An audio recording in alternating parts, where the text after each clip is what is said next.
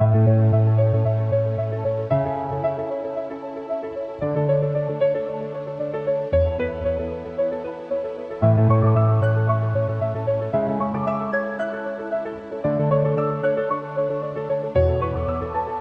morning.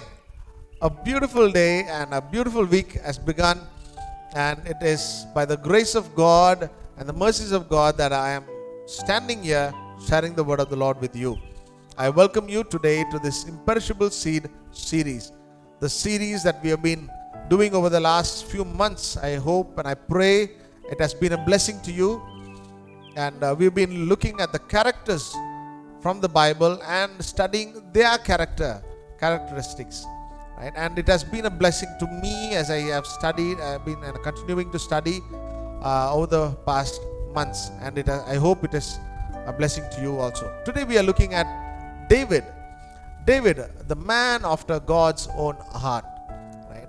David was chosen as the second king of Israel when Saul lost his anointing. The moment Saul lost his anointing, God starts the path for David right at that moment. And we see that Samuel is commanded to go and anoint David. However, what Samuel knows is one of the son of Jesse is going to be anointed. So he goes there, and Jesse, he starts by bringing the eldest son, and Jesse has 8 sons, and he starts with the elders, and he brings them. Look, the boy is handsome, they are warriors, they are in the king's business, and so they are doing well for themselves, basically. And the first 7 walk in, and for Samuel, every one of the 7 seems the right choice, because outwardly everything seems right.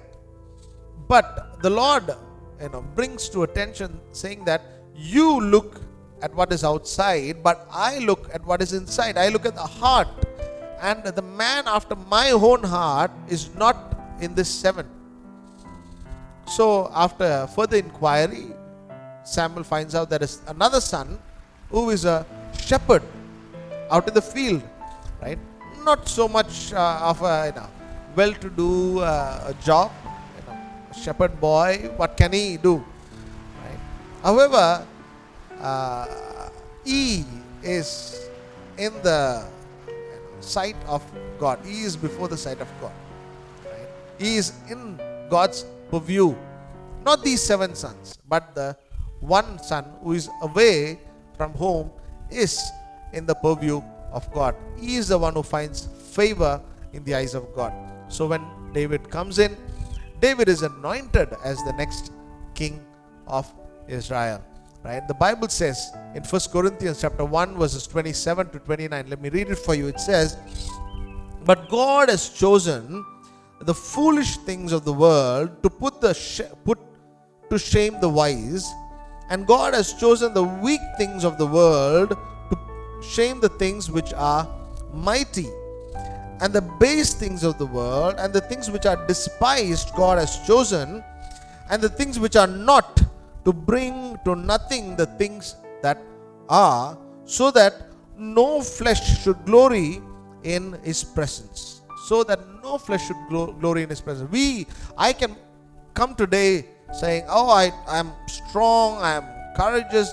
This is what we say in an interview, all right? We get our CVs, profiles right, we have all the right degrees, we have all the skills, we have all the talents, we have all the experiences, right? We share about our strengths, and we really believe this is for me, right? And when we choose, we also look for the right kind of person. We look for the right attitudes, all the right things. However, that is now not how it works with God, right? God, because you remember, this is God's choice, this is the God-given life, this is God's ministry, this is God's work, this is God's anointing, this is, everything is about God. This is for God's glory, It's God's purpose, it's God's vision, right? And it is for God's glory. So you and I are in God's great plan. So we need to start this day saying, Lord, not Lord, help me when I go to do my work with my skills, my talents, increase my bless. You know, it's not all about me, but it is all and everything about God. So start today by saying, Lord, this is your day, this is your call. Here I am, your person. Send me, get your will done, and let your name be glorified. Shall we pray? Dear Heavenly Father, Lord, let us start this day by committing ourselves to you, Lord, because this is your purpose and you have started us to do your work, and until you bring it to completion, help us to be submissive and under your anointing, under your leadership, for the glory of your name. In Jesus' name I pray. Amen. Amen. Amen. Amen. Thank you. God bless you. Have a great day, and I'll see you again tomorrow.